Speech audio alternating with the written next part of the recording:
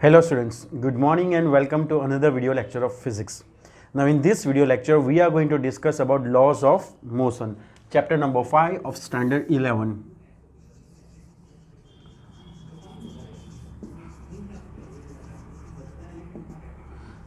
So basically we are going to introduce this concept, right, what is force and all that. So look, up till now whatever we have discussed in chapter 3 or chapter 4, that is motion along a straight path or straight line and motion in 3D, motion in a plane, right. So in those chapters we were discussing about a moving body. A body is moving with a certain velocity, a body is moving with certain acceleration. If uniform motion is there, then only velocity is necessary for us.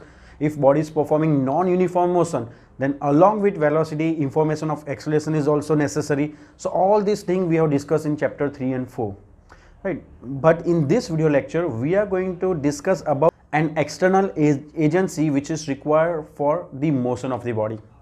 Up till now we have not discussed what is the reason behind the motion of the body, how that body came into motion, right. All those factors we have not discussed, which we are going to discuss in this chapter, right.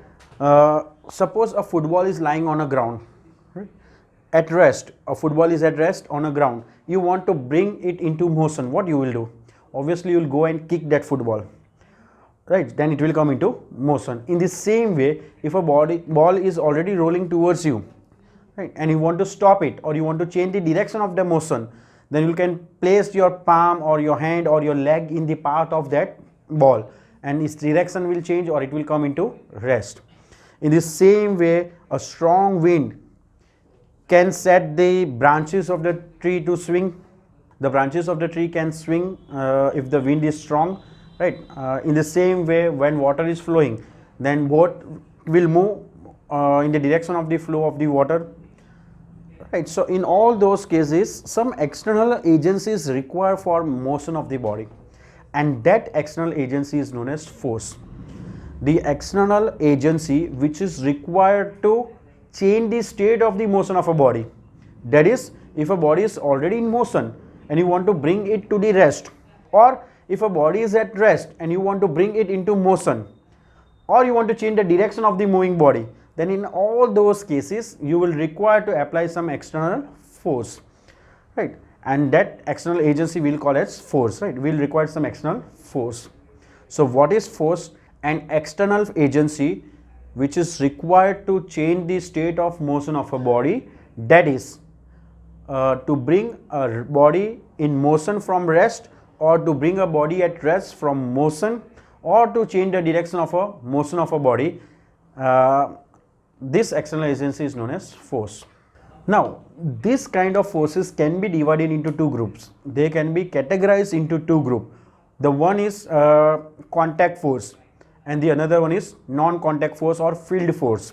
What is contact force? Suppose a football is lying on a ground and you want to set it into motion, then obviously it is necessary that you should come in contact with that body, right, then only it will come into motion. If a body is already in motion and you want to stop it or you want to change the direction of the motion of that body, then also some contact is necessary, right. And in that case, such kind of forces in which contact is necessary with the body is known as contact force. On the other hand, we do have field force, or you can call non-contact force. So what is field force? Suppose if this is a pen, it is pen only, right. Now let us say if this pen I will release from this position, then what will happen? Obviously it will move down, it will fall down by the gravitational force acting on it, right. So the earth's gravitational force will pull it towards the center of the earth. So it will experience a gravitational force which is responsible for it to move towards the earth, right. And in that case it is non-contact force. It is not necessary that earth should come in contact with it and then it will pull it down and all that, right. It is not like that. So they are non-contact force or field force. In the same way, you must be knowing that if iron nails are spreading on the ground and if you move a magnet above those nails, then the nails will also move in the direction of the magnet without actually coming in contact with the magnet. Then this kind of forces are known as non-contact force, or we will call it field force, right. So basically force is an external agency which is required to change the state of the motion of a body, that is if a body is rest if a body is at rest, then to bring that body into motion or to stop a moving body as well as to change the direction of the motion of a body, force is required, you can say. Clear? Then forces are of two types, contact force and field force. Gravitational force, magnetic force, electromagnetic force, electrical force, these are all field force. On the other hand, where contact is necessary, if you push a ball or if you push a wooden block, if you pull something, in all those cases contact is necessary. So thus such kind of forces will be known as contact forces. Now to change the state of a body, right, to set a body in motion or to set a moving body to rest, to bring a moving body to rest, we have to apply some external force.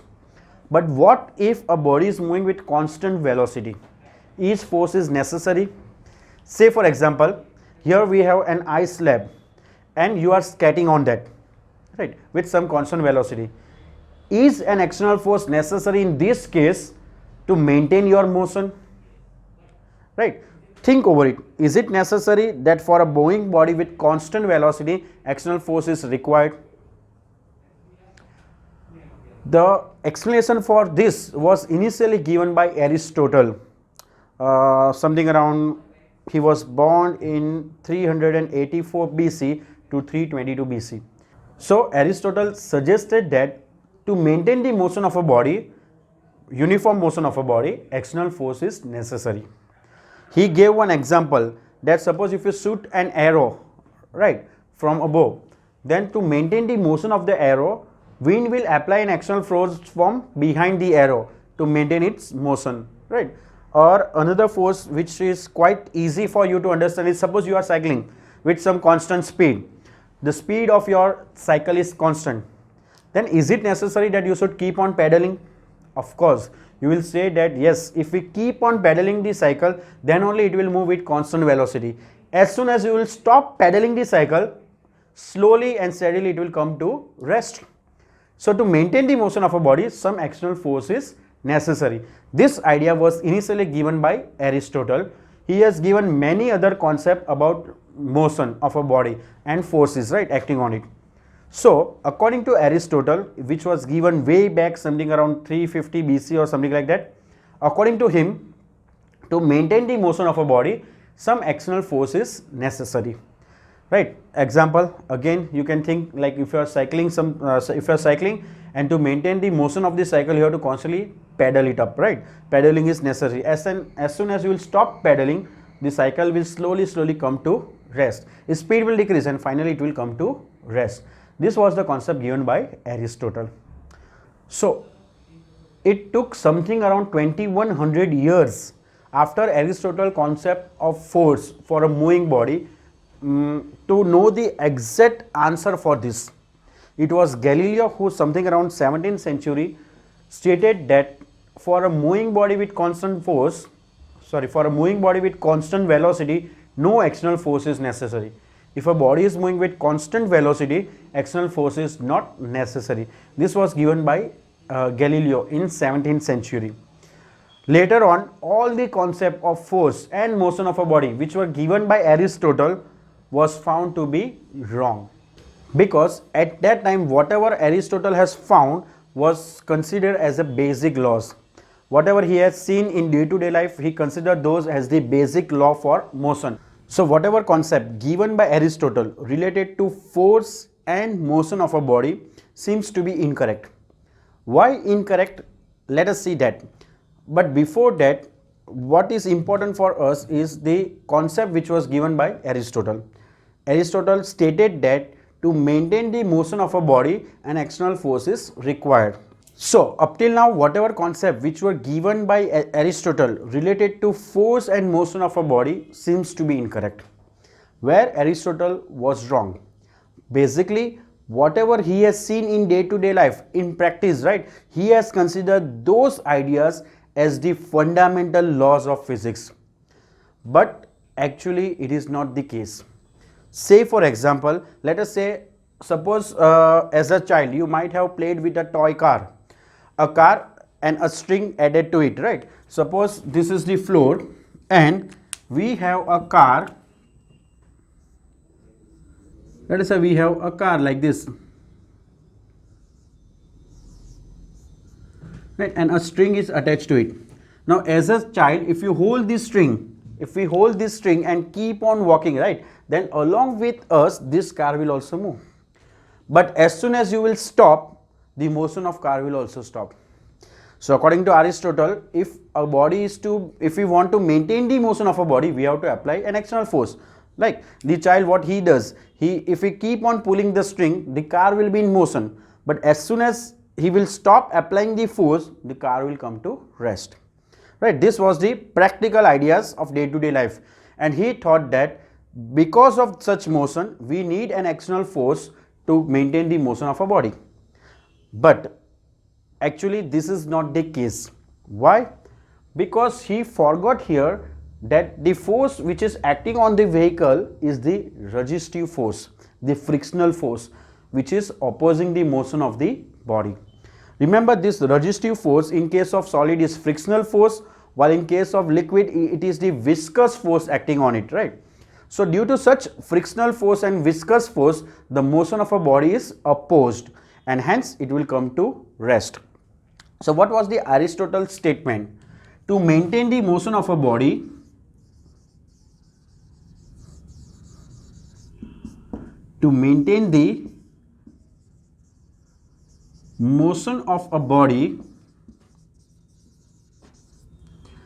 some external force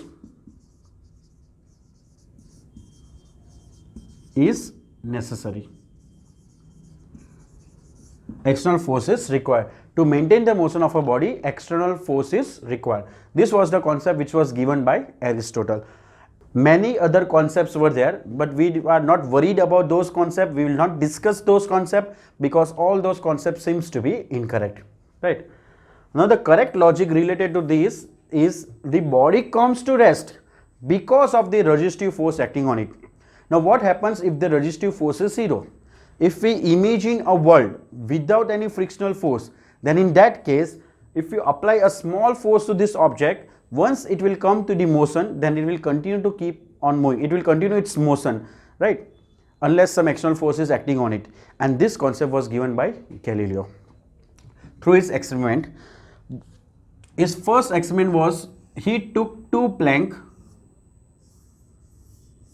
one cap like this and another one like this, and in first case he rolled a body down an inclined plane. He took a sphere and a plank which was inclined at some angle, let us say theta. A plank was inclined at some angle theta and a ball was rolled from it. He found that initially the ball was at rest, and when it moved towards the bottom, its speed increases, velocity increases, which simply means that this ball is performing an accelerated motion, right? So when a ball is allowed to roll down an inclined plane, its speed will increase, which means that it is performing an accelerated motion. On the other hand, let us say if we push the object or a ball in vertical upward direction, if we push the ball towards the top of the inclined plane, then in that case its acceleration will decrease. It will perform retarded motion because its velocity will decrease. So if a ball is rolling down an inclined plane, its velocity increases, which means that it is performing an accelerated motion. On the other hand, if a body is if a ball is moving in upward direction on an inclined plane, then its velocity decreases, which means that it is performing retarded motion. It means that if we have an intermediate state, that is, if a ball is moving on a horizontal plane, right, in this case velocity is increasing, right? So acceleration is accelerated motion is there. In this case velocity is decreasing, so retarded motion. So if between these two stages there is the third stage in which plank is a horizontal plank. We are not having an inclined plane, let us say we have a horizontal plane, and on this plane a ball is moving, then it should neither perform an accelerated motion nor retarded motion because it is the intermediate state, right? In one case, if a ball is moving down, its acceleration is increasing. If a ball is going up, its acceleration is decreasing. So if a ball is moving horizontally, then its acceleration should remain zero, means its velocity should remain same. Here velocity is increasing, here velocity is decreasing. So in this case velocity must remain constant. Must be constant. Of course, we have to neglect the frictional force, right? Then he performed another experiment in which he took a curved surface like this and he rolled the ball from the rest from one end, and he found that this ball will continue to move along the curvature and it will reach at the same height. Whatever height this is, this ball will rise to the same height as that of initial one, right? If this is the reference point and this height is h, then this ball will rise to the same height h, right? So it will continue to move until it reaches the same height. Now what happens if the curvature is changed? Means if we make this curvature like this, in this way, right, then in this case also he found that ball will reach to the same height. Although he has to travel more distance, the ball has to travel more distance, it has to travel more distance, of course, but this motion will continue until it reaches the same height, right? In fact, in reality the height will be slightly less than this one because of the frictional force. But suppose if we neglect the frictional force, then in that case the height of the ball will be same to that of initial height, right? If you change the angle of inclination, here angle is more, here angle is less, right? If you continue to do so, let us say if we consider one more inclined plane with less angle, something like this, then also the ball will continue to move and it will reach the same height, right? Here also you will see that ball will travel more distance to reach the same height, which concludes that if we take this inclined plane like this and a horizontal over here, then if you release a ball from this point, then this ball will continue to move along the horizontal surface until it will reach the same height. But of course it is not going to reach the same height. It means that the ball will continue to move through an infinite distance without coming to rest with constant velocity. So if a ball is inclined, if a ball is released from an inclined plane, right, it will move along the plane unless it reach the same height, right?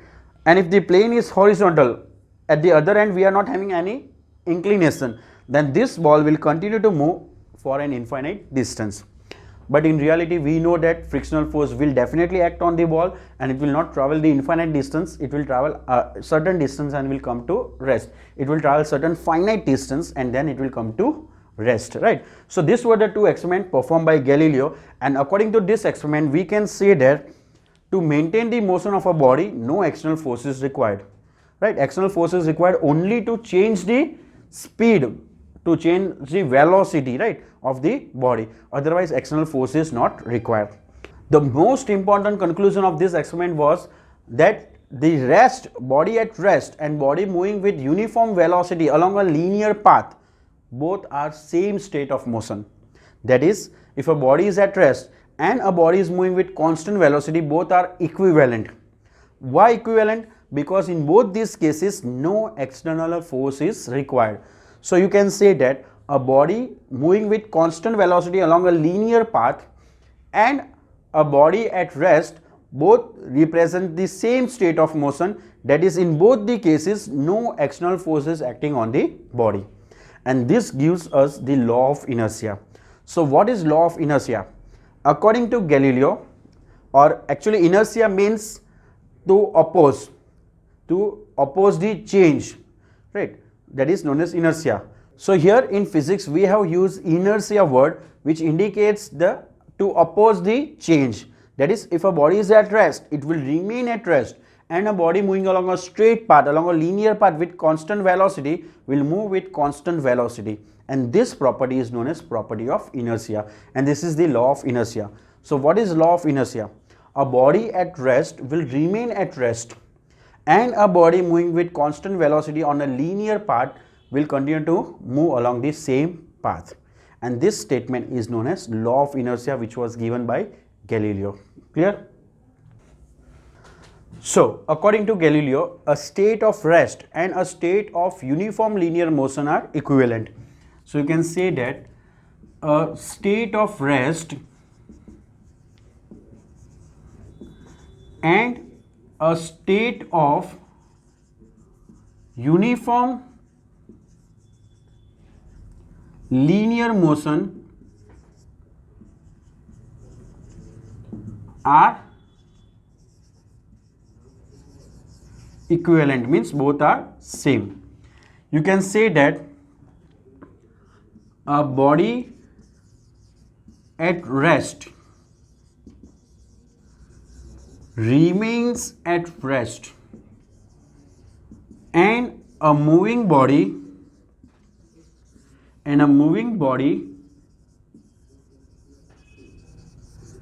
continues to move along a linear path. This is known as law of inertia. A body at rest remains at rest and a moving body continues to move with constant velocity along a linear path with constant velocity, continues to move along a linear path with constant speed, or you can write velocity. Right? This statement is known as law of inertia. This is law of inertia. Right? So a body at rest will remain at rest and a moving body will continue to move with constant velocity. That is, it will oppose the change on it. Now here, the boy applies the force on the car, that toy car, to make it move, and that force is actually required to overcome the resistive force. Right? So when a car is moving, in this case, suppose the force applied by the boy on the car is suppose F, then this force and the resistive force, that is the frictional force in this case, is F, then these two forces must be equal and opposite. You can see that both these forces are in opposite direction, and if these both forces are equal, then this car will move with constant velocity. That is, an external force is required only to overcome the resistive force acting on that body. Right? Otherwise, if resistive force is 0 or frictional force is 0, body will move with constant velocity and no external force is required. This external force is required to overcome the frictional force acting on it, and once both are equal, this body will move with constant velocity. Right? So based on this, we do have one example, that is unsolved example 5.1. so let us discuss that. Unsolved example 5.1.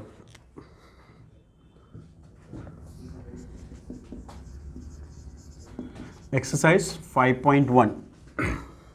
Give the magnitude and direction of the net force on. We have to find the magnitude and direction of the net force. The first one is a drop of rain falling down with constant speed.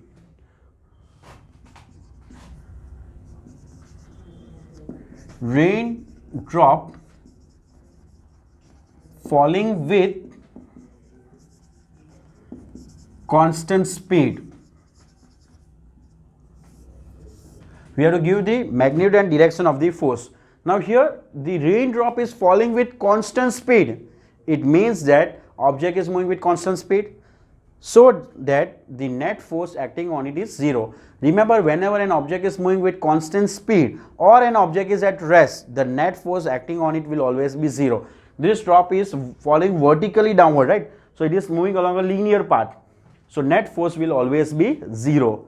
If you still have doubt, let us repeat again. Here the applied force, the external force, will be equal to the frictional force, right? Then only the body will move with constant velocity or constant speed, and both these forces are opposite. So if you add these two forces, what will be the resultant force?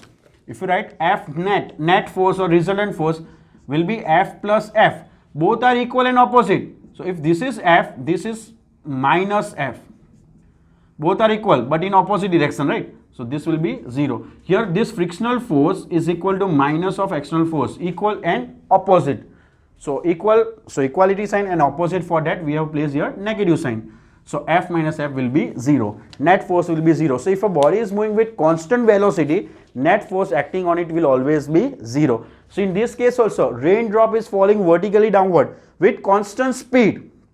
So the net force must be 0. Then only speed will be constant. If net force is acting on that drop, suppose net force is acting in downward direction, then its speed should increase.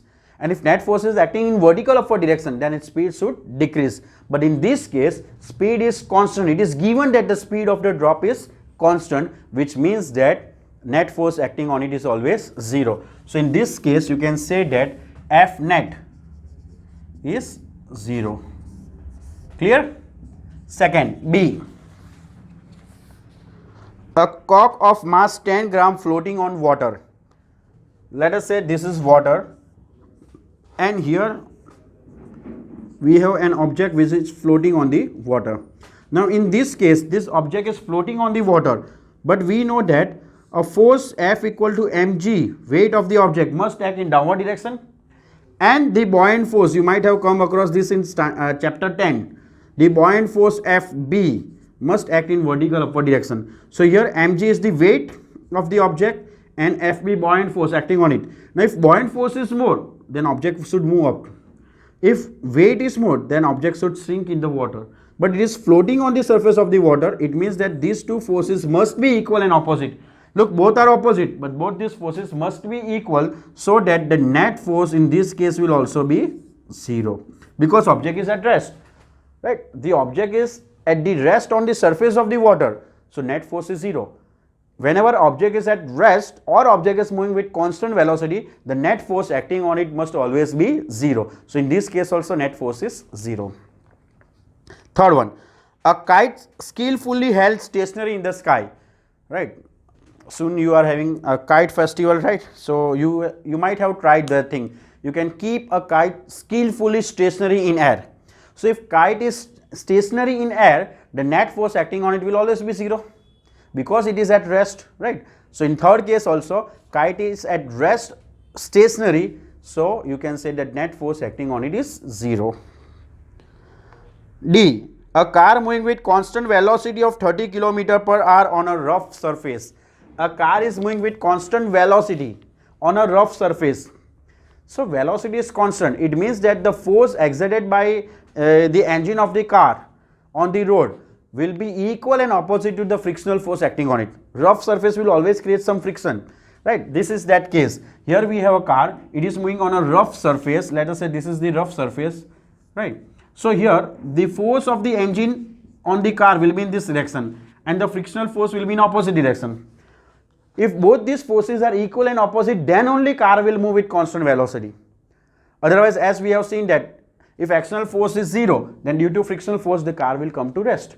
But if external force is more, then its speed should increase. But in this case, it is given that the velocity of the car is constant. It means that the net force acting on it must be 0. Clear? E. A high-speed electron in a space far from all the material object and free from electric and magnetic field. A high-speed electron is moving in a space with some speed, far away from all the material objects and electric and magnetic field. So it is away from all the object. So net force acting on it will always be 0, right? So a high speed electron moving in space away from all the material object, in space frictional force will be 0. Apart from that, it is given that electric and magnetic field is not affecting that electron, that is also 0. So the net force acting on electron in space will always be 0. Clear? So this is it for this video lecture. This is our first video lecture, so I will stop here, but in next video lecture we are going to discuss the most important thing, that is Newton's first law, second law and third law of motion. Clear? Till then, as usual, keep on reading, keep on writing and keep on preparing. Thank you.